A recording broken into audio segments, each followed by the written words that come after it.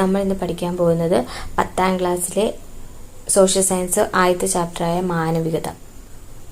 അറിവിന്റെ നീരസം നന്മയുടെ നീരസം തന്നെയാണ്. നന്മയുടെ ജ്വാലയാൽ പ്രകാശിതമാക്കപ്പെട്ട ബുദ്ധിക്ക് ആ ജ്വാലയെ സ്നേഹിക്കാതിരിക്കാനാവില്ല. സ്നേഹം അറിവിന്റെ മാത്രം സന്തതിയാണ്. യുക്തിചിന്ത ശരിയായ ഇച്ഛയുടെ മാർഗദർശിയും നമ്മെ മോക്ഷത്തിലേക്ക് നയിക്കുന്നതും യുക്തി തന്നെ. 13ാം നൂറ്റാണ്ടിൽ ഇംഗ്ലണ്ടിൽ ജീവിച്ചിരുന്ന ശാസ്ത്രചിന്തകനായ റോജർ ബേക്കണിന്റെ വാക്കുകളാണിത്. യുക്തിചിന്ത, അറിവ്, സ്നേഹം എന്നിവയുടെ പ്രാധാന്യത്തെക്കുറിച്ചാണ് ഇവിടെ പരാമർശിച്ചിരിക്കുന്നത്. അദ്ദേഹം ജീവിച്ചിരുന്ന കാലഘട്ടത്തിൽ യൂറോപ്പിലെ അധികാരികൾ യുക്തിചിന്തയെ നിഷേധിച്ചിരുന്നു. റോജർ ബേക്കണിനെ പോലുള്ള ചിന്തകർ നിലവിലിരുന്ന ഫ്യൂഡൽ അധികാര വ്യവസ്ഥയെയും അതിന്റെ ആശയങ്ങളെയും ചോദ്യം ചെയ്തു. തൽഫലമായി അവരിൽ പലരും അധികാരികളുടെ ക്രൂരമായ പീഡനത്തിനും ജയിൽവാസത്തിനും വിധേയരായി. ചിലർക്ക് ജീവൻ തന്നെ നഷ്ടപ്പെട്ടു. എന്നാൽ പിൽക്കാലത്ത് സ്ഥിതിഗതികൾ മാറിമറിയാൻ തുടങ്ങി. റോജർ ബേക്കണും അദ്ദേഹം വരച്ച ഡയഗ്രങ്ങളുമാണ് ഈ പിക്ചറിൽ കൊടുത്തിരിക്കുന്നത്. 14ാം നൂറ്റാണ്ടോടെ യൂറോപ്പിലെ സാമൂഹിക, സാംസ്കാരിക, സാമ്പത്തിക, രാഷ്ട്രീയ രംഗങ്ങളിൽ ചില മാറ്റങ്ങൾ സംഭവിച്ചു. പ്രാചീന യൂറോപ്പിലെ ഗ്രീക്കോ റോമൻ സംസ്കാരത്തിന്റെ സ്വാധീനത്തോടെ മധ്യകാലത്ത് നിലനിന്നിരുന്ന ആശയങ്ങളിൽ നിന്നും വഴിപിരിയാനുള്ള പ്രവണതയും അക്കാലത്ത് ശക്തിപ്പെട്ടു. ഈ മാറ്റങ്ങളുടെ സവിശേഷതകൾ എന്തെല്ലാമാണ്?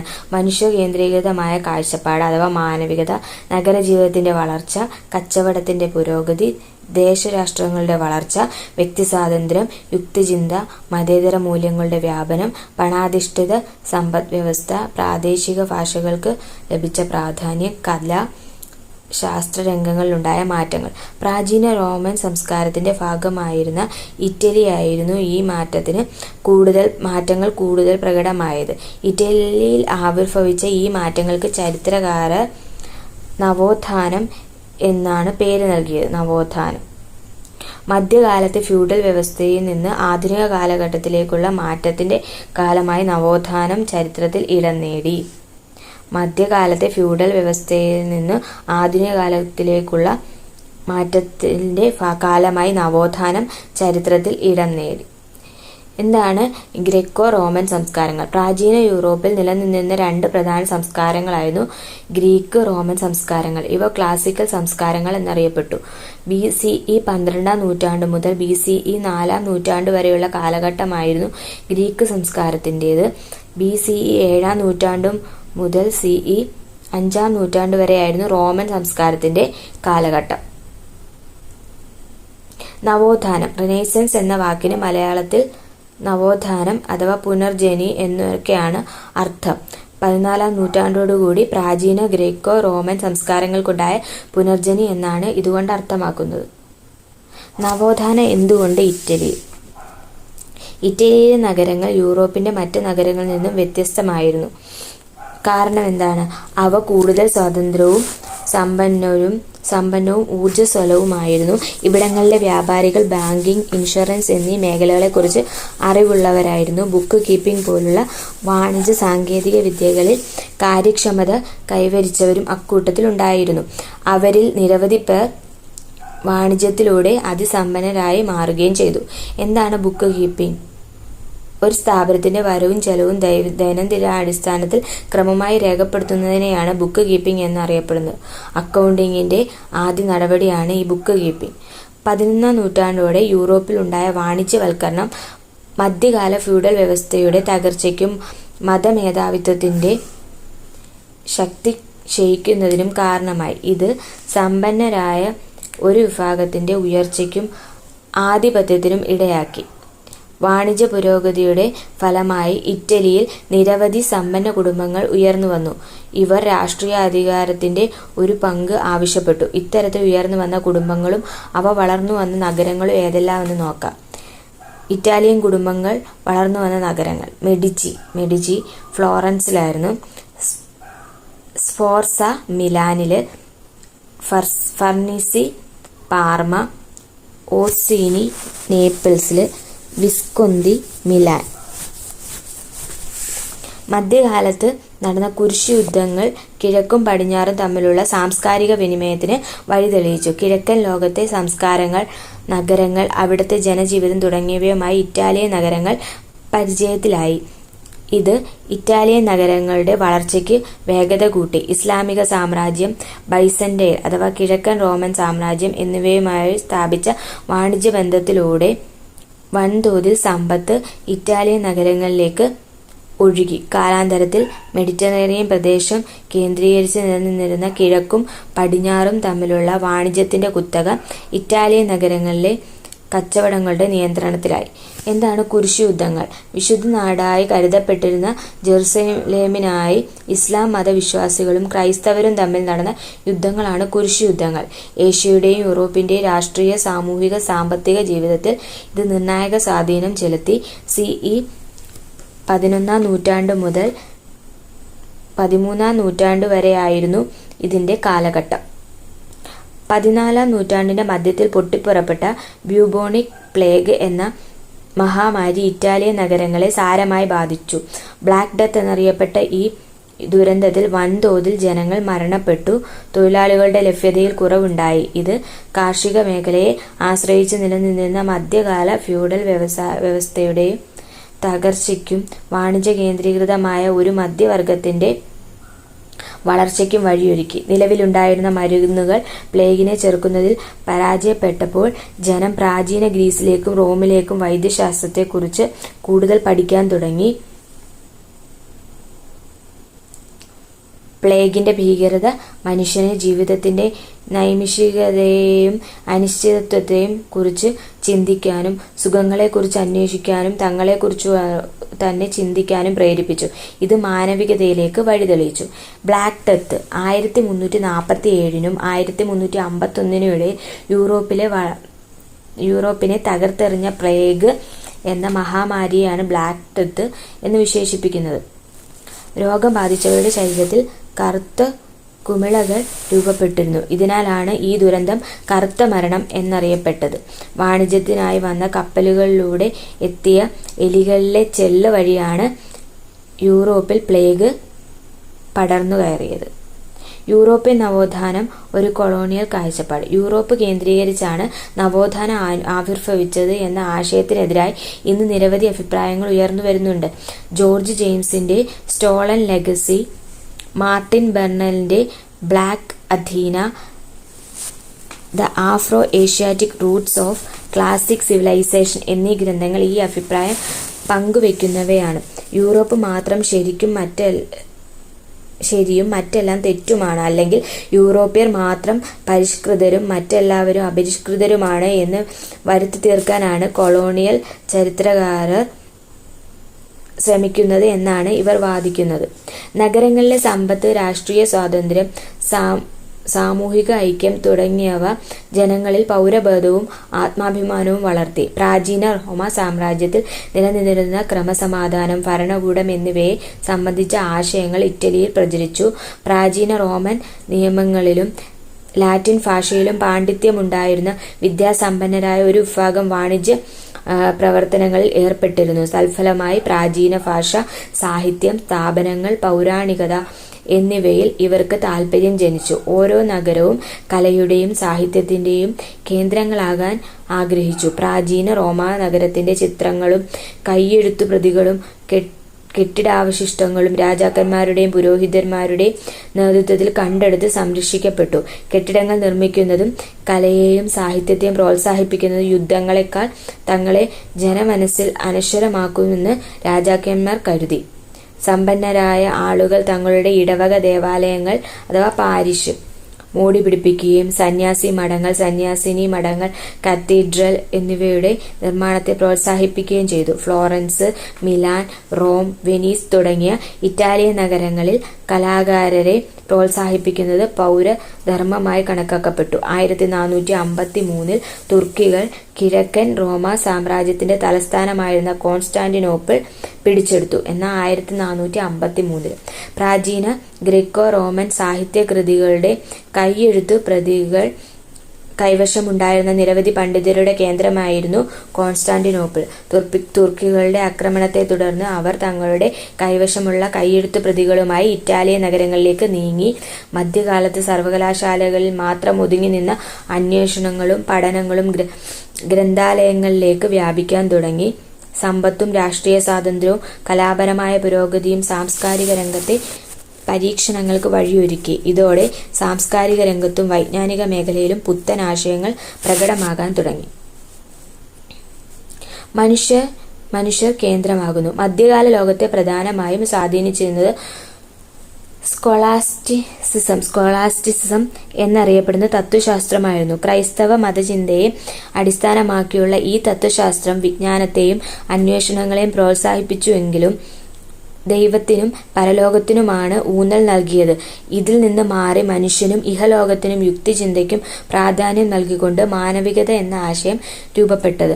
മനുഷ്യനിൽ അന്തർലീനമായ അനന്യത, വികാരങ്ങൾ, ശേഷികൾ, എഴുത്ത്, സംഭാഷണം എന്നിവയ്ക്ക് മാനവികതാവാദികൾ ഊന്നൽ നൽകി. ദൈവകേന്ദ്രീകൃതമായ കാഴ്ചപ്പാടിൽ നിന്നും മനുഷ്യകേന്ദ്രീകൃതമായ വീക്ഷണത്തിലേക്കുള്ള പരിവർത്തനമായിരുന്നു ഇതിന്റെ അടിസ്ഥാനം. വിയോജിപ്പുകൾക്കും വിമർശനങ്ങൾക്കും മാനവികതയിൽ സ്ഥാനം ലഭിച്ചു. അവർ മതത്തിന്റെ ആധിപത്യത്തെ ചോദ്യം ചെയ്തു. ഇക്കാലത്ത് പ്രാചീന ഗ്രീക്കോ റോമൻ ഗ്രന്ഥങ്ങൾ ജനങ്ങൾ വർദ്ധിച്ച താൽപര്യത്തോടെ വായിച്ചു. പ്രാചീന ഗ്രീക്ക് തത്വചിന്തകരായ അരിസ്റ്റോട്ടിലിന്റെ ആശയങ്ങൾ അറബികൾ യൂറോപ്പിൽ പ്രചരിപ്പിച്ചു. മാനവികതാവാദികൾ പ്രാദേശിക ഭാഷയിൽ കൃതികൾ രചിക്കുകയും ഗ്രേക്കോ റോമൻ ശൈലിയിൽ ചിത്രങ്ങൾ വരയ്ക്കുകയും ശില്പങ്ങൾ നിർമ്മിക്കുകയും ചെയ്തു. അവർക്ക് പ്രധാന പ്രചോദനം പ്രാചീന ഗ്രേക്കോ റോമൻ സംസ്കാരങ്ങളായിരുന്നുവെന്നും അവരുടെ കാഴ്ചപ്പാട് വ്യത്യസ്തമായിരുന്നു. ഗ്രേക്കോ റോമൻ കല ദൈവത്തെയും സമ്പന്നരെയും ശക്തരെയുമാണ് ചിത്രീകരിച്ചിരുന്നത്. രൂപങ്ങൾ പൂർണ്ണ സൗന്ദര്യത്തോടെ ആവിഷ്കരിക്കാനാണ് അവർ ശ്രമിച്ചത്. എന്നാൽ നവോത്ഥാന കല മനുഷ്യരെ സ്വാഭാവികതയോടെ ചിത്രീകരിക്കുകയാണ് ചെയ്തത്. നവോത്ഥാന കാലത്തെ കലാ സാഹിത്യ സൃഷ്ടികൾ ഇത് സാക്ഷ്യപ്പെടുത്തുന്നു. മാനവികത പിൽക്കാലത്ത് ചിത്രകല, ശില്പകല, സാഹിത്യം, രാഷ്ട്രീയം, ചരിത്രം, ശാസ്ത്രം, മതം തുടങ്ങിയ വിവിധ മേഖലകളിൽ മാറ്റത്തിനുള്ള പ്രചോദനവും സ്രോതസ്സുമായി മാറി. ഈ മാറ്റങ്ങളെയാണ് നവോത്ഥാനം പ്രതിനിധീകരിക്കുന്നത്. അരിസ്റ്റോട്ടിൽ. പ്രാചീന ഗ്രീസിൽ ജീവിച്ചിരുന്ന ചിന്തകനായിരുന്നു അരിസ്റ്റോട്ടിൽ. അദ്ദേഹത്തിന്റെ ആശയങ്ങൾ നവോത്ഥാന കാലത്ത് പുതിയ ചോദ്യങ്ങൾക്കും സംവാദങ്ങൾക്കും പശ്ചാത്തലമൊരുക്കി. 12-13 നൂറ്റാണ്ടുകളിൽ യൂറോപ്പിൽ അരിസ്റ്റോട്ടിലിന്റെ കൃതികൾ ലത്തീനിലും പ്രാദേശിക ഭാഷകളിലും വിവർത്തനം ചെയ്ത് പ്രചരിപ്പിക്കപ്പെട്ടു. സത്യാന്വേഷണത്തിന് അദ്ദേഹം നൽകിയ പ്രാധാന്യവും പഠനങ്ങളുടെ വ്യാപ്തിയുമാണ് ഇതിന് കാരണം.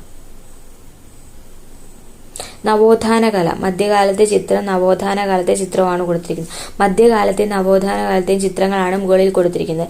രണ്ടിന്റെയും പ്രമേയം ഒന്ന് തന്നെ, എന്നാൽ ഇവയുടെ ശൈലിയിൽ വ്യത്യാസമുണ്ട്.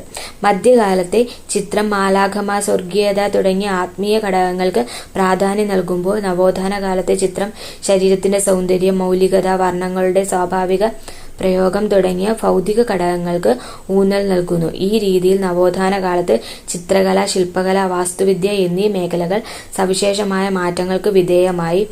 യൂറോപ്പിലെ പ്രധാന വാണിജ്യ കേന്ദ്രങ്ങളിലൊന്നായ ഫ്ലോറൻസ് നഗരമായിരുന്നു ഇറ്റലിയിലെ നവോത്ഥാന കലയുടെ പ്രധാന കേന്ദ്രം. എവിടെയായിരുന്നു? യൂറോപ്പിലെ പ്രധാന വാണിജ്യ കേന്ദ്രങ്ങളിലൊന്നായ ഫ്ലോറൻസ് ആയിരുന്നു. ചിത്രകല. നവോത്ഥാന കാലത്ത് മാനവികത ഏറ്റവും ശക്തമായി പ്രതിഫലിച്ച മേഖലയായിരുന്നു ചിത്രകല. ചിത്രകാരർ തങ്ങളുടെ ചിത്രങ്ങളിൽ മനുഷ്യരൂപങ്ങളെ കൃത്യമായും വ്യക്തമായും സൂക്ഷ്മതയോടെ അവതരിപ്പിച്ചു. ശരീരശാസ്ത്രത്തിൽ, അതായത് അനാട്ടമി, അവർ കൈവരിച്ചിരുന്ന അറിവ് ഇതിന് സഹായകമായി. യുക്തിചിന്തയ്ക്കും മനുഷ്യ സ്വഭാവത്തിന്റെ വൈകാരികതയ്ക്കും ചിത്രകാരർ തങ്ങളുടെ സൃഷ്ടികളിൽ ഊന്നൽ നൽകി. ഇഹലോകത്തെ മൂല്യങ്ങൾക്ക് പ്രാധാന്യം ലഭിച്ചു. മാനവികതയുടെ സ്വാധീനം കാരണം കലാസൃഷ്ടികൾ കൂടുതൽ കൃത്യതയുള്ളവയും യാഥാർത്ഥ്യത്തോട് ചേർന്നു നിൽക്കുന്നവയുമായി.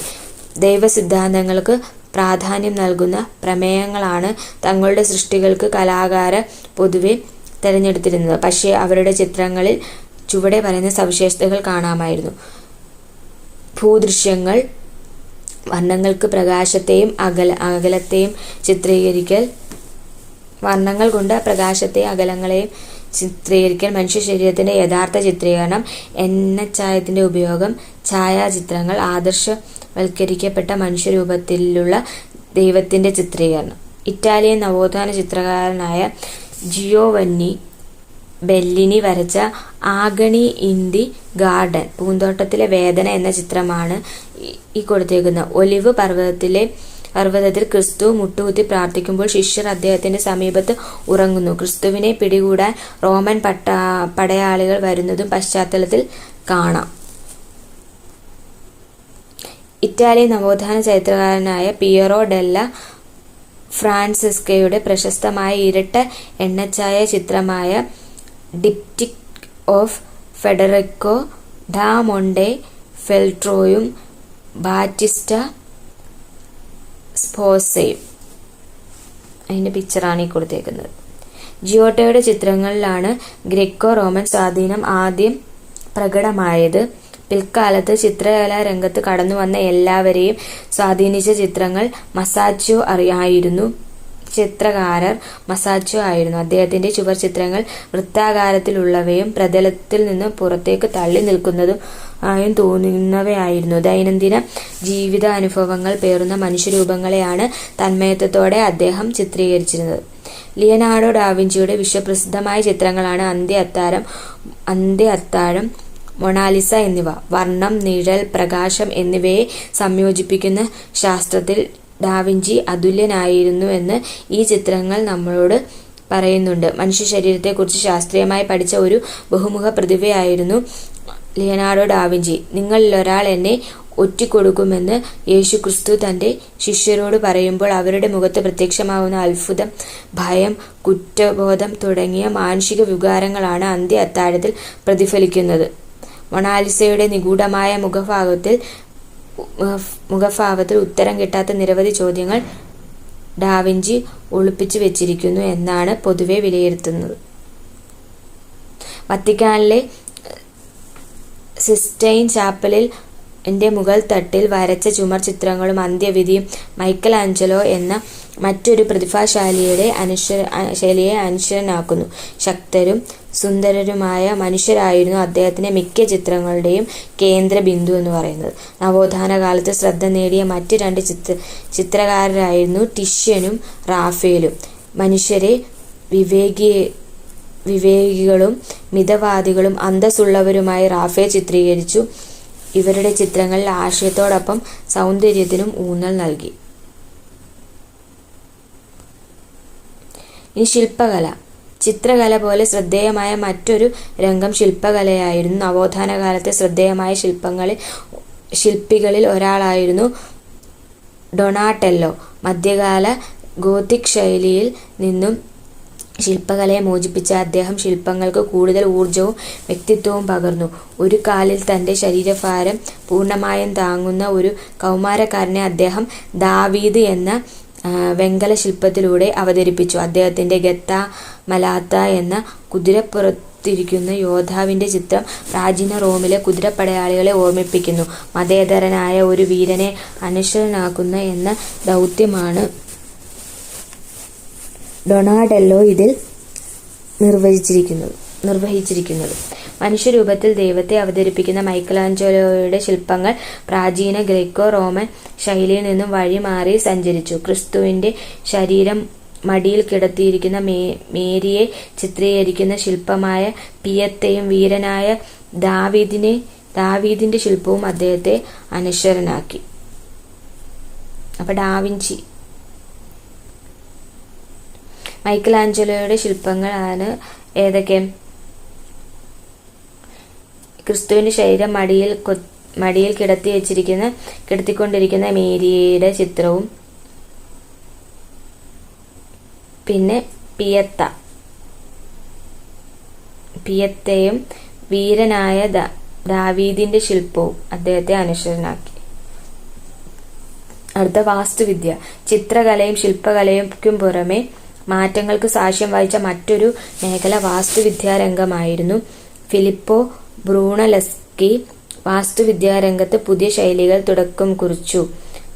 ഫിലിപ്പോ ബ്രൂണലെസ്കി മധ്യകാലത്ത് നിലനിന്നിരുന്ന ഗോത്തിക് വാസ്തുവിദ്യാ ശൈലിയിൽ നിന്നും വ്യത്യസ്തമായി പ്രാചീന ഗ്രീക്കോ റോമൻ അഥവാ ക്ലാസിക്കൽ ശൈലിക്ക് സ്വാധീനം അദ്ദേഹം ഫ്ലോറൻസിൽ നിർമ്മിച്ച കത്തീഡ്രലിൽ കാണാം. ഗോതിക് ശൈലിയിലെ ഉയർന്ന ഗോപുരങ്ങൾക്കു പകരം താഴികക്കുടങ്ങളായിരുന്നു അഥവാ ഡ്യൂമോ ഇവയ്ക്കുണ്ടായിരുന്നത്. മൈക്കൽ ആഞ്ചലോ, ബ്രമാന്തെ തുടങ്ങിയവരുടെ നേതൃത്വത്തിൽ റോമിൽ പണി കഴിപ്പിച്ച സെന്റ് പീറ്റേഴ്സ് ബസിലിക്കയിൽ ഈ ശൈലി കൂടുതൽ പ്രകടമാണ്. ഗോത്തിക് ശൈലി എന്താണ്? മധ്യകാലത്തിന്റെ രണ്ടാം പകുതിയിൽ യൂറോപ്പിൽ വികസിച്ചു വന്ന വാസ്തുവിദ്യാ ശൈലിയായിരുന്നു ഗോത്തിക് ശൈലി. ഫ്രാൻസിലാണ് ഇതിന് ഉദയം ചെയ്തത്. മുനയുള്ള കമാനങ്ങൾ ഇതിന്റെ പ്രധാന സവിശേഷതയായിരുന്നു. നിരവധി ദേവാലയങ്ങളും സർവകലാശാലകളും ഈ മാതൃകയിൽ യൂറോപ്പിൽ നിർമ്മിക്കപ്പെട്ടു. നവോത്ഥാന സാഹിത്യം. നമ്മുടെ വിധിയെ നിർണയിക്കാൻ കഴിയുന്നത് നക്ഷത്രങ്ങൾക്കല്ല, നമുക്ക് തന്നെയാണ്. ഇംഗ്ലീഷ് സാഹിത്യകാരനായ വില്യം ഷേക്സ്പിയറിന്റെ പ്രശസ്തമായ ജൂലിയസ് സീസർ എന്ന നാടകത്തിലെ വരികളാണിത്. നവോത്ഥാനം സ്വാധീനിച്ച സാഹിത്യകാരരിൽ ഒരാളായ ഷേക്സ്പിയറുടെ ഈ വരികൾ മാനവികതയുടെ ശക്തി എത്രമാത്രം പ്രതിഫലിക്കുന്നു എന്ന് പരിശോധിക്കൂ. നവോത്ഥാന സാഹിത്യകാരർ വ്യക്തി സ്വാതന്ത്ര്യത്തിനും മതേതര മൂല്യങ്ങൾക്കും പ്രാധാന്യം നൽകി. മധ്യകാലത്ത് നിലനിന്നിരുന്ന സ്കോളാസ്റ്റിസിസത്തിൽ നിന്നുള്ള മോചനമായിരുന്നു നവോത്ഥാന സാഹിത്യത്തിന്റെ അടിസ്ഥാന സവിശേഷത.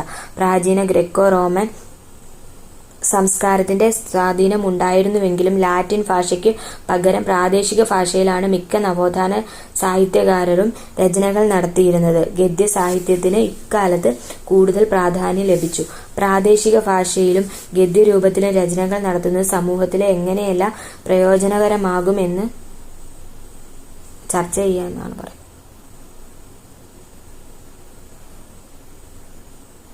നവോത്ഥാന കാലത്തെ ശ്രദ്ധേയനായ സാഹിത്യകാരനായിരുന്നു ഡിവൈൻ കോമഡിയുടെ രചയിതാവായ ദാന്തെ. ദാന്തെയുടെ രചനയായിരുന്നു ഡിവൈൻ കോമഡി. നരകം, ശുദ്ധീകരണ സ്ഥലം, സ്വർഗം എന്നിവയിലൂടെയുള്ള ദാന്തെയുടെ സാങ്കല്പിക തീർത്ഥാടനമാണ് ഈ കവിതയുടെ പ്രമേയം.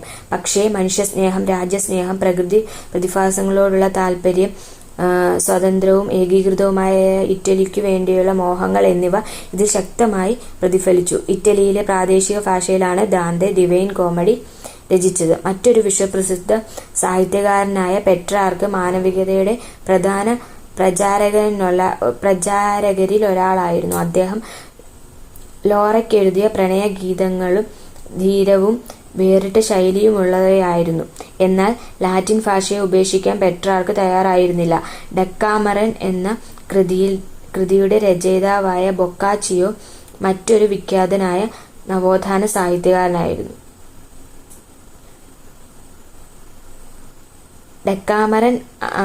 ഡെക്കാമറൻ ആരുടെയായിരുന്നു? ബൊക്കാച്ചിയോയുടെ ആയിരുന്നു. ദി പ്രിൻസ് എന്ന കൃതിയിൽ നിക്കോളോ മാക്കിയവെല്ലി രാഷ്ട്രീയ ചിന്തകളാണ് പങ്കുവയ്ക്കുന്നത്.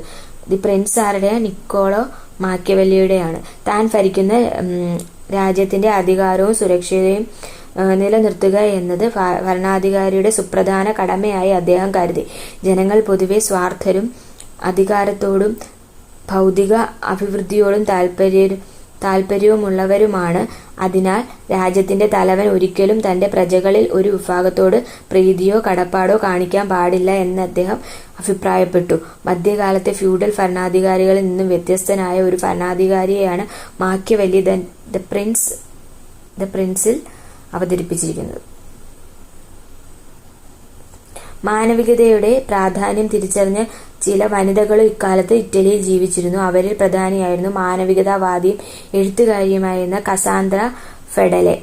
തന്റെ രചനകളിലൂടെയും പ്രസംഗത്തിലൂടെയും പ്രശസ്തയായ കസാന്ദ്ര സ്ത്രീകൾക്ക് ഉന്നത വിദ്യാഭ്യാസം നൽകേണ്ടതിന്റെ പ്രാധാന്യത്തെക്കുറിച്ച് സംസാരിച്ചു. ഇറ്റലിയിലെ മാനവികതാവാദികളായ പ്രഭുക്കളുമായി കത്തുകളിലൂടെ ആശയവിനിമയം നടത്തിയ അവരുടെ പ്രസംഗങ്ങളും രചനകളും നിരവധി പ്രസിദ്ധീകരണങ്ങൾ അച്ചടിച്ച് പ്രചരിപ്പിച്ചു. പിൽക്കാലത്ത് നവോത്ഥാന ഇറ്റലിയിൽ നിന്ന് മറ്റ് രാജ്യങ്ങളിലെ സാഹിത്യത്തിലേക്ക് വ്യാപിക്കാൻ തുടങ്ങി. അവിടങ്ങളിലും നിരവധി കൃതികൾ രചിക്കപ്പെട്ടു. അവയിൽ ചിലത് പരിചയപ്പെടാം. സാഹിത്യകാരരും കൃതിയും രാജ്യവും. ഇറാസ്മസ് ഇൻ പ്രൈസ് ഓഫ് ഹോളിയാണ് കൃതി. രാജ്യം Netherland. Erasmus in praise of folly നെതർലൻഡുകാരനാണ്. ജെഫ്രി ചോസർ കാന്റർബറി കഥകൾ, England. Thomas More Utopia, England. Miguel de Cervantes Don Quixote, Spain. Francois Rabelais, ഗാർഗന്റുവയും പാന്റഗ്രൂവും, France. Erasmus in praise of folly, Netherland. Geoffrey Chaucer, Canterbury കഥകൾ, England. Thomas More, Utopia, England. Miguel de Cervantes, Don Quixote, Spain. Francois Rabelais, ഗാർഗന്റുവയും പാന്റഗ്രൂലും, France. നവോത്ഥാന കാലത്തെ സാഹിത്യ രചനകളെ ജനകീയമാക്കുന്നതിൽ അച്ചടി സുപ്രധാന പങ്കുവഹിച്ചു. യൂറോപ്പിലെ ആദ്യത്തെ അച്ചടിശാല സ്ഥാപിച്ചത് ജർമ്മൻകാരനായ ജൊഹാനസ് ഗുട്ടൻബർഗ് ആയിരുന്നു. 15-ാം നൂറ്റാണ്ടിൽ സ്ഥാപിച്ച ഈ അച്ചടിശാലയിലെ അച്ചടിയന്ത്രം ലോഹനിർമ്മിതവും ഒരു സ്ഥലത്തു നിന്നും മറ്റൊരു സ്ഥലത്തേക്ക് കൊണ്ടുപോകാൻ കഴിയുന്നതുമായിരുന്നു. അച്ചടിയന്ത്രത്തിന്റെ കണ്ടുപിടുത്തം അന്നത്തെ സമൂഹത്തെ എങ്ങനെയെല്ലാം സ്വാധീനിച്ചിട്ടുണ്ടാവും? അറിവിന്റെ വ്യാപനം, സാക്ഷരതയിലുണ്ടായ പുരോഗതി. അച്ചടിയന്ത്രത്തിന്റെ കണ്ടുപിടുത്തത്തോടെ സാഹിത്യകൃതികളും മറ്റ് ഗ്രന്ഥങ്ങളും ജനങ്ങൾ വ്യാപകമായി വായിക്കാൻ തുടങ്ങി. നവോത്ഥാനവും ചരിത്രരചനവും. ലോകചരിത്രം. പ്രാചീനകാലം, മധ്യകാലം, ആധുനികകാലം. CE 5-ാം നൂറ്റാണ്ട് മുതൽ 5-ാം നൂറ്റാണ്ട്. അടുത്ത് CE 15-ാം നൂറ്റാണ്ട്.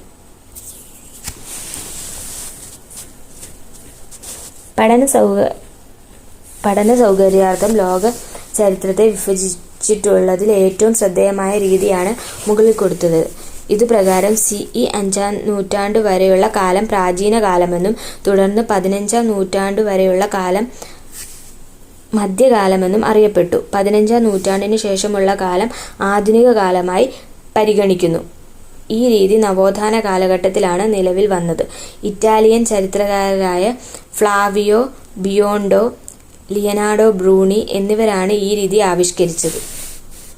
അതായത് CE 5-ാം നൂറ്റാണ്ട് വരെയുള്ള കാലം പ്രാചീന കാലമെന്നും തുടർന്ന് 15-ാം നൂറ്റാണ്ട് വരെയുള്ള കാലം മധ്യകാലമെന്നും അറിയപ്പെട്ടു. 15-ാം നൂറ്റാണ്ടിന് ശേഷമുള്ള കാലമാണ് ആധുനിക കാലമായി പരിഗണിച്ചത്. ഇറ്റാലിയൻ ചരിത്രകാരരായ ഫ്ലാവിയോ ബിയോണ്ടോ, ലിയനാർഡോ ബ്രൂണി എന്നിവരാണ് ഈ രീതി ആവിഷ്കരിച്ചത്. ഇക്കാലത്ത് ചരിത്രരചനയിലുണ്ടായ മാറ്റങ്ങൾ എന്തൊക്കെയാണെന്ന് നോക്കാം. മധ്യകാല ക്രൈസ്തവ പാരമ്പര്യത്തിൽ നിന്നും മതേതര ജീവിതത്തിലേക്കും ചിന്തയിലേക്കും മാറ്റം ചരിത്രരചനയിലും പ്രതിഫലിച്ചു. ചരിത്ര സംഭവങ്ങൾ ദൈവസൃഷ്ടിയാണെന്നും ചരിത്രത്തിന്റെ ഗതി നിർണ്ണയിക്കുന്നത് ഒരു അതീന്ദ്രിയ ശക്തിയാണെന്നുമുള്ള കാഴ്ചപ്പാടാണ് മധ്യകാലത്ത് നിലനിന്നിരുന്നത്. എന്നാൽ ഈ കാഴ്ചപ്പാടിന് നവോത്ഥാന കാലത്ത് പ്രസക്തി നഷ്ടപ്പെട്ടു. മനുഷ്യകേന്ദ്രീകൃതമായ ചരിത്ര വ്യാഖ്യാനങ്ങൾക്ക് അംഗീകാരം ലഭിക്കാൻ തുടങ്ങി. സന്യാസിമാരുടെ ദിനവൃത്താന്തങ്ങൾക്കും പുരോഹിതരുടെ ജീവിതകഥകൾക്കും ഉപരിയായി മനുഷ്യജീവിതം ചരിത്രരചനയുടെ കേന്ദ്രബിന്ദുവായി മാറി. പുരാവസ്തു തെളിവുകൾക്കും ശേഷിപ്പുകൾക്കും ചരിത്രരചനയിൽ സുപ്രധാനമായ സ്ഥാനം ലഭിച്ചതാണ് നവോത്ഥാനകാല ചരിത്രരചനയുടെ മറ്റൊരു പ്രധാന സവിശേഷത. തൽഫലമായി ചരിത്രകാരർ ലിഖിതങ്ങൾ, നാണയങ്ങൾ, പ്രാചീന കൈയെഴുത്തുപ്രതികൾ തുടങ്ങിയ തെളിവുകൾക്ക് ചരിത്രരചനയിൽ സവിശേഷ സ്ഥാനം നൽകി. പ്രാചീന കൈയെഴുത്തുപ്രതികൾ ശേഖരിക്കാനും സംരക്ഷിക്കാനുമുള്ള ശ്രമങ്ങൾ കൂടുതൽ ഊർജിതമായി. മാനവികതയുടെ കടന്നുവരവോടെ ചരിത്രരചനകളിൽ വിമർശനങ്ങൾക്കും സ്ഥാനം ലഭിച്ചു. കഥകളുടെയും മിത്തുകളുടെയും സ്ഥാനം ശാസ്ത്രീയമായ അന്വേഷണങ്ങളും പഠനങ്ങളും കൈയടക്കി. മാക്യവെല്ലിയൻ നവോത്ഥാന ചരിത്രരചനയെ സമ്പന്നമാക്കി. ദിനവൃത്താന്തം എന്താണ്? രാജാക്കന്മാർ തങ്ങളുടെ രാജ്യത്തെ സംഭവങ്ങൾ രേഖപ്പെടുത്താൻ കൊട്ടാര ചരിത്രകാരരെ ചുമതലപ്പെടുത്തിയിരുന്നു. ഇവർ തങ്ങളുടെ രാജാക്കന്മാരുടെ കാലത്തെ സംഭവങ്ങൾ രേഖപ്പെടുത്തിയ ഗ്രന്ഥങ്ങളെ ആധുനിക ചരിത്രകാരർ ദിനവൃത്താന്തങ്ങൾ എന്ന് വിളിച്ചു. കാരണം അവ സംഭവങ്ങളുടെ തുടർച്ചയായ കാലാനുക്രമവിവരം നൽകുന്നവയായിരുന്നു. നവോത്ഥാനവും ശാസ്ത്രവും. 1609 ശാസ്ത്രത്തിന്റെ പ്രകാശം ഉദിച്ചുയരാൻ ആരംഭിച്ചു. പാദുവ നഗരത്തിലെ തന്റെ ഗൃഹത്തിലിരുന്നു കൊണ്ട് ഗലീലിയോ ഗലീലി സൂര്യൻ നിശ്ചലമാണെന്നും ഭൂമിയാണ് സഞ്ചരിക്കുന്നതെന്നും തെളിയിക്കാൻ ശ്രമം ആരംഭിച്ചു. പ്രശസ്ത ജർമ്മൻ നാടകകൃത്തായ ബെർത്തോൾഡ് ബ്രെക്റ്റിന്റെ ഗലീലിയോയുടെ ജീവിതം എന്ന നാടകത്തിന്റെ പ്രാരംഭവാക്യമാണ്. ഗലീലിയോയുടെ ജീവിതം എന്ന നാടകം എഴുതിയത് ആരാണ്? ബെർത്തോൾഡ് ബ്രെക്റ്റ്. പ്രപഞ്ചത്തിന്റെ കേന്ദ്രം ഭൂമിയാണെന്നുള്ള വിശ്വാസം 16-ാം നൂറ്റാണ്ട് വരെ നിലനിന്നിരുന്നു. എന്നാൽ ആ വിശ്വാസത്തെ തള്ളിക്കളഞ്ഞ ഗലീലിയോയുടെ പരിശ്രമങ്ങളെക്കുറിച്ചാണ് ഈ വരികളിൽ സൂചിപ്പിക്കുന്നത്. ഇത്തരത്തിൽ നിലനിന്ന ചിന്തകളെയും യുക്തിബോധത്തെയും നവോത്ഥാനം എങ്ങനെയെല്ലാം സ്വാധീനിച്ചു എന്ന് നമുക്ക് നോക്കാം. നവോത്ഥാനം ആധുനിക ശാസ്ത്രത്തിന്റെ വളർച്ചയ്ക്ക് അടിത്തറയിട്ടു. നവോത്ഥാന കാലത്ത് ശ്രദ്ധേയമായ മാറ്റങ്ങൾ ഉണ്ടായ ഒരു പ്രധാന മേഖല ജ്യോതിശാസ്ത്രമായിരുന്നു. പ്രപഞ്ചത്തിന്റെ ചലനങ്ങളെ നിയന്ത്രിക്കുന്നത് ഭൗതിക ശക്തികളാണ് എന്ന കാഴ്ചപ്പാട് ശാസ്ത്രജ്ഞർ മുന്നോട്ട് വെച്ചു. പ്രപഞ്ചത്തിന്റെ കേന്ദ്രം ഭൂമിയാണെന്നുള്ള ടോളമിയുടെ സിദ്ധാന്തം 16-ാം നൂറ്റാണ്ടു വരെയും വെല്ലുവിളികൾ നേരിടാതെ നിലകൊണ്ടു. എന്നാൽ പോളണ്ടുകാരനും പുരോഹിതനുമായ കോപ്പർനിക്കസ് ഇതിനെ വെല്ലുവിളിച്ചു. പ്രപഞ്ചത്തിന്റെ കേന്ദ്രം ഭൂമിയല്ല, സൂര്യനാണെന്ന് അദ്ദേഹം വാദിച്ചു. ഭൂമിയും മറ്റ് ഗ്രഹങ്ങളും സൂര്യനെ വലം വയ്ക്കുകയാണ് ചെയ്യുന്നതെന്നും അദ്ദേഹം നിരീക്ഷിച്ചു. കോപ്പർനിക്കസിന്റെ വിപ്ലവകരമായ കണ്ടുപിടുത്തങ്ങളെ ഗലീലിയോ ഗലീലി, ജോഹന്നാസ് കെപ്ലർ എന്നിവർ കൂടുതൽ വ്യക്തമായി അവതരിപ്പിച്ചു. സൂര്യനിൽ നിന്നുള്ള അകലത്തിനനുസരിച്ച് ഗ്രഹങ്ങളുടെ വേഗതയിൽ വ്യത്യാസം വരുന്നുവെന്ന് കെപ്ലർ കണ്ടെത്തി. ഇത് 17-ാം നൂറ്റാണ്ടിന്റെ അന്ത്യത്തിൽ ഐസക് ന്യൂട്ടൺ ഗുരുത്വാകർഷണ സിദ്ധാന്തം ആവിഷ്കരിക്കുന്നതിനെ ശക്തമായി സ്വാധീനിച്ചു. ഗലീലിയോ ഗലീലി താൻ നിർമ്മിച്ച ദൂരദർശിനിയുടെ സഹായത്താൽ വ്യാഴത്തിന്റെ ഉപഗ്രഹങ്ങൾ, ശനിയുടെ വലയങ്ങൾ എന്നിവ കണ്ടെത്തി. ഗലീലിയോയുടെ കണ്ടെത്തലുകൾ കോപ്പർനിക്കസിന്റെ സിദ്ധാന്തത്തെ ശരിവച്ചു.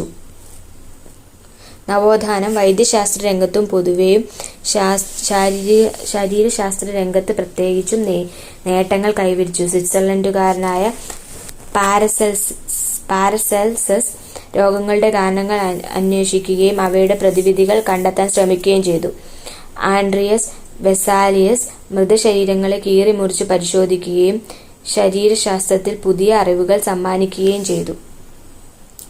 അടുത്ത മതനവീകരണം. നവോത്ഥാനത്തിന്റെ സ്വാധീനം യൂറോപ്പിലെ മതരംഗത്തും പ്രതിഫലിച്ചു. ഇറാസ്മസിനെ പോലുള്ള മിതവാദികൾ രചിച്ച ആക്ഷേപഹാസ്യകൃതികളും ജോൺ വൈക്ലിഫ്, ജോൺ ഹസ്, സവോനറോള തുടങ്ങിയവരുടെ വിമർശനങ്ങളും കത്തോലിക്ക സഭയിൽ നിലനിന്നിരുന്ന ചില പ്രവണതകൾക്കും വിശ്വാസങ്ങൾക്കും എതിരായി പ്രതിഷേധങ്ങൾ രൂപം കൊള്ളുന്നതിന് പശ്ചാത്തലമൊരുക്കി. ജനങ്ങളിൽ നിന്ന് പണം സമാഹരിക്കാനായി പുറത്തിറക്കിയ പാപവിമോചന പത്രത്തിന്റെ വിൽപ്പനയായിരുന്നു അക്കാലത്ത് ഏറ്റവും കൂടുതൽ പ്രതിഷേധം ക്ഷണിച്ചു വരുത്തിയത്. പാപവിമോചന പത്രം പണം നൽകി വാങ്ങിയാൽ പാപങ്ങളിൽ നിന്ന് മോചനം നേടാമെന്ന് മത നേതൃത്വം ജനങ്ങളോട് ആഹ്വാനം ചെയ്തു. പാപമോചന പത്രത്തിന്റെ വിൽപ്പനയിലൂടെ ശേഖരിക്കുന്ന പണം കൊണ്ട് ആശുപത്രികൾ, കത്തീഡ്രലുകൾ തുടങ്ങിയവ നിർമ്മിക്കുക എന്നതായിരുന്നു സഭാ നേതൃത്വത്തിന്റെ ലക്ഷ്യം. ഇതിന്റെ വിൽപ്പനയ്ക്കായി ജൊഹാൻ ടെറ്റ്സൺ എന്ന ഡൊമിനിക്കൽ സന്യാസി ജർമ്മനിയിലെത്തി. പാപവിമോചന പത്രത്തിന്റെ വിൽപ്പനയിൽ പ്രതിഷേധിച്ച് ജർമ്മനിയിലെ വിറ്റൻബർഗ് ദേവാലയത്തിന്റെ വാതിലിൽ 1517 മാർട്ടിൻ ലൂതർ എന്ന പുരോഹിതൻ തന്റെ 95 പ്രബന്ധങ്ങൾ പതിപ്പിച്ചു. ഇത് പ്രൊട്ടസ്റ്റന്റ് പ്രസ്ഥാനം എന്ന മതനവീകരണ പ്രസ്ഥാനത്തിന്റെ ആരംഭമായി കണക്കാക്കുന്നു. ഒരു ആശയപരമായ സംവാദം മാത്രമാണ് മാർട്ടിൻ ലൂതർ ഇതിലൂടെ ലക്ഷ്യമിട്ടത്. ജർമ്മന് പകരം ലാറ്റിൻ ഭാഷയിലാണ് അദ്ദേഹം തന്റെ പ്രബന്ധങ്ങൾ തയ്യാറാക്കിയത്. എന്നാൽ അജ്ഞാതരായ ചിലർ ഇത് ജർമ്മൻ ഭാഷയിലേക്ക് പരിഭാഷപ്പെടുത്തി പ്രചരിപ്പിച്ചു. തുടർന്ന് അദ്ദേഹം സഭയുമായുള്ള ബന്ധം ഉപേക്ഷിച്ചു. ജർമ്മനിയിലെ സർവകലാശാലകളും മതനവീകരണത്തിന് പശ്ചാത്തലമൊരുക്കി. മാർട്ടിൻ ലൂതറുടെ പ്രൊട്ടസ്റ്റന്റ് മതനവീകരണത്തിന് കേന്ദ്രമായി പ്രവർത്തിച്ചത് അദ്ദേഹം അധ്യാപകനായിരുന്ന ജർമ്മനിയിലെ വിറ്റൻബർഗ് സർവകലാശാലയായിരുന്നു. പുരോഹിതരുടെയും മതകോടതികളുടെയും അധികാരത്തെ നിയന്ത്രിക്കാൻ ആഗ്രഹിച്ച ഭരണാധികാരികളുടെ താൽപര്യങ്ങളും മതനവീകരണത്തിന് കരുത്തു പകർന്നു. നികുതി പിരിവിനും ദേവാലയത്തിന്റെ നിയമനയങ്ങളിലും പുരോഹിതർക്കുണ്ടായിരുന്ന അധികാരത്തെയും അപ്രമാദിത്വത്തെയും ഭരണാധികാരികൾ ഇഷ്ടപ്പെട്ടിരുന്നില്ല. ജർമ്മനിയിൽ ആരംഭിച്ച മതനവീകരണം മറ്റു യൂറോപ്യൻ രാജ്യങ്ങളിലേക്ക് വ്യാപിച്ചു. സ്വിറ്റ്സർലൻഡിൽ ഉൾറിച്ച് സ്വിംഗ്ലി, ജോൺ കാൽവിൻ എന്നിവരും ഇംഗ്ലണ്ടിൽ രാജാവായ ഹെൻറി 8-നുമാണ് മതനവീകരണത്തിന് നേതൃത്വം നൽകിയത്. ഇംഗ്ലണ്ടിൽ രാജാവ് തലവനായ ആംഗ്ലിക്കൻ സഭ നിലവിൽ വന്നു. ഇത് ദേശീയ സഭ എന്നറിയപ്പെട്ടു. ആംഗ്ലിക്കൻ സഭയാണ് ദേശീയ സഭ എന്ന് പറയുന്നത്. ഇത് ഇംഗ്ലണ്ടിലായിരുന്നു. ഇനി പ്രതിമത നവീകരണം. Counter reformation. മതനവീകരണത്തെ തുടർന്ന് കത്തോലിക്ക സഭ സ്വയം നവീകരിക്കാനുള്ള ശ്രമങ്ങൾ ആരംഭിച്ചു. ഇത് പ്രതിമത നവീകരണം എന്നറിയപ്പെട്ടു. ഇതിന്റെ ഭാഗമായി വടക്കൻ ഇറ്റലിയിലെ ട്രെന്റിൽ സഭാ നേതൃത്വത്തിന്റെ ഒരു സമ്മേളനം സുനഹദോസ് വിളിച്ചു ചേർത്തു. മതരംഗത്തെ തെറ്റായ പ്രവണതകളെ ഒഴിവാക്കി പരിഷ്കരണവുമായി മുന്നോട്ടു പോകുക എന്നതായിരുന്നു ഇതിന്റെ ലക്ഷ്യം. തൽഫലമായി പാപവിമോചന പത്രത്തിന്റെ വിൽപ്പന നിരോധിച്ചു. വിശ്വാസികൾ വായിക്കാൻ പാടില്ലാത്ത പുസ്തകങ്ങളുടെ പട്ടികയായ ഇൻഡെക്സ് പ്രസിദ്ധീകരിച്ചു.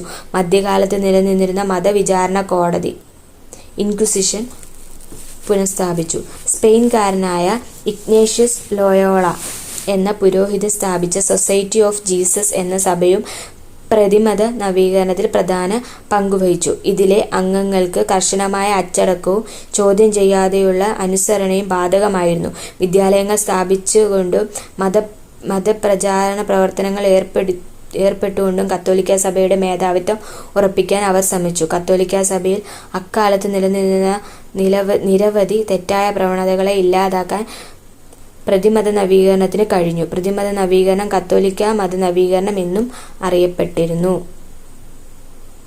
ഗ്രേക്കോ റോമൻ കാലം മുതൽക്കേ നിലനിന്നിരുന്ന മാനവികാവകാശങ്ങളുടെ വികാസ പരിണാമഘട്ടത്തെയാണ് നവോത്ഥാനം അടയാളപ്പെടുത്തുന്നത്. പ്രാചീന മധ്യകാലങ്ങളുടെ തുടർച്ച കൂടിയായിരുന്നു നവോത്ഥാനം. മനുഷ്യനും മനുഷ്യന്റെ ആവശ്യങ്ങൾക്കും സാധ്യതകൾക്കും സവിശേഷതകൾക്കും കേന്ദ്രസ്ഥാനം നൽകുന്ന മാനവികതയാണ് നവോത്ഥാനത്തിന്റെ കാതൽ. യൂറോപ്പും ഇതര സമൂഹങ്ങളുമായ പരസ്പര ബന്ധത്തിലൂടെയും വ്യാപാര വിനിമയങ്ങളിലൂടെയും വളർന്നു വന്ന നവോത്ഥാനം ലോകത്തെ മുഴുവൻ സ്വാധീനിച്ചു. ഇത്രയായിരുന്നു ചാപ്റ്റർ. Thank you.